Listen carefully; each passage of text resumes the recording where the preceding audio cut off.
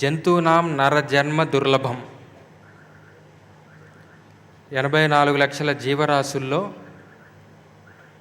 మానవ జన్మ పొందటం అనేది దుర్లభమైనది.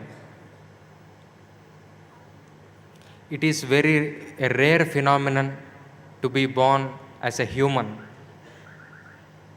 Among the existing species in this world.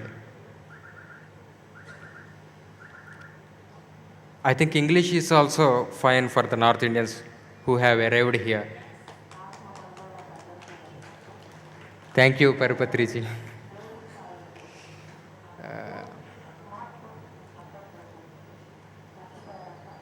అటువంటి మానవ జన్మ ఎంతో పుణ్యం చేస్తే కానీ లభించనిది.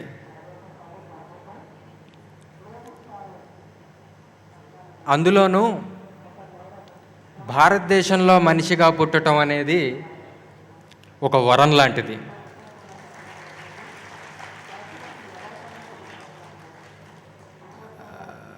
What I meant is it's a boon to be born as a human in this land named Bharat. ఎందుకు అనంటే భారతదేశం వేదభూమి, కర్మభూమి, తపోభూమి, పుణ్యభూమి, మోక్షానికి అనువైన భూమి. It is the land of liberation, land of fulfilment.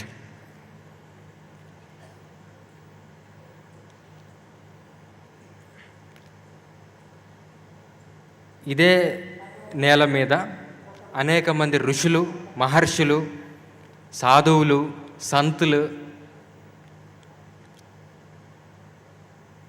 ఎంతోమంది తమ యొక్క ఉనికి ద్వారా, తమ యొక్క ఆదర్శప్రాయమైన జీవనం ద్వారా, తమ యొక్క తపస్సు ద్వారా ఈ నేలను ఎంతో పునీతం చేశారు. ఇదే నేల మీద ధర్మం కోసం ప్రాణాలు కూడా లెక్క చేయని ఎంతోమంది మహారాజులు నివసించారు.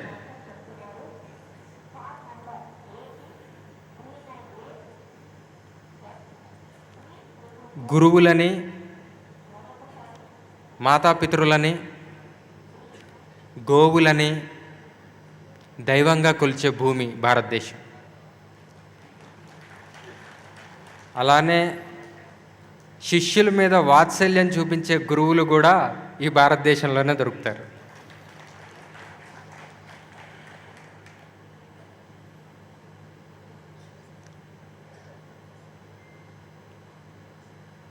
ఒక పక్షిని రక్షించడానికి తన శరీరంలోని ఒక భాగాన్ని కోసి ఇచ్చిన ఉషీరర మహారాజు అయిన శిబి చక్రవర్తి కూడా నివసించింది ఈ నేల మీదే.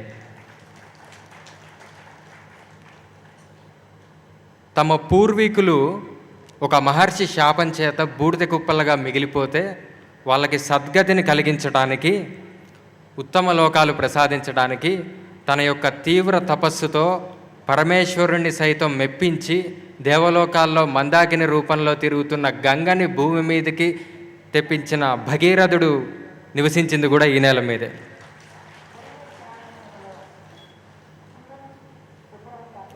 ఇన్ నమక there is a mantra called Namo Vyuptakeshaya Cha.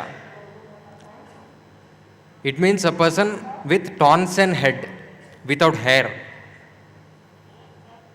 As a sannyasi is generally without hair in the Dashnami orders.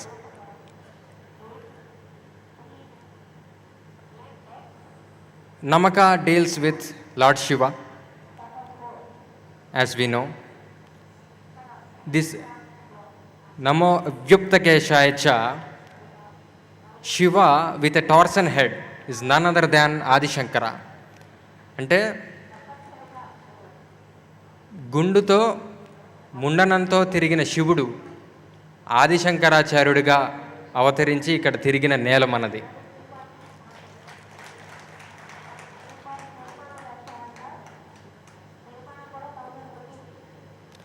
This is the land where even the predators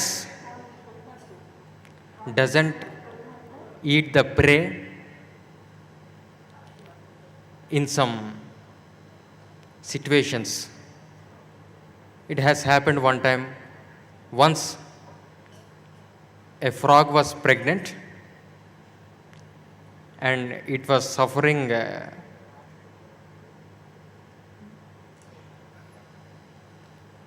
lot under the hot sun, in the midday sun. Then a snake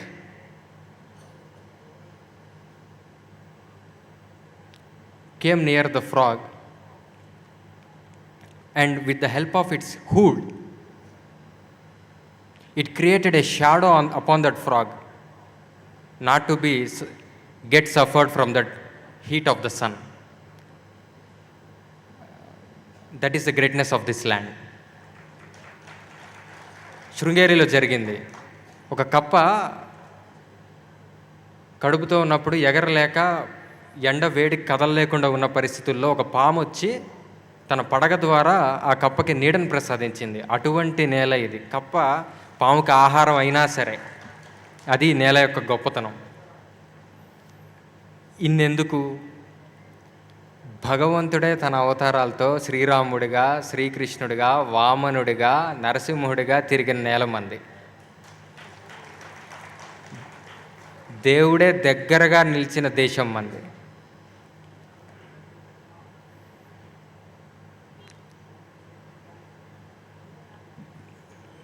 తనను ఆశ్రయించాడని త్రిశంకుకి విశ్వామిత్ర మహర్షి స్వర్గాన్ని ప్రసాదించాలని సృష్టికి ప్రతి సృష్టిని చేస్తే, తనని ఎవ్వరూ ఏమీ ఆశించకపోయినా తాను ఎవరి దగ్గర నుంచి ఏది ఆశించకుండా ధ్యాన జగత్తును సృష్టించాడు మన పత్రిజీ.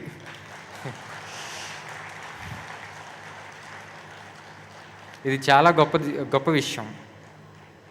ఎన్ని జన్మల తపశక్తి ధారపోస్తాడు ఆ మహానుభావుడు, కానీ ఇంత విప్లవం అనేది సాగింది.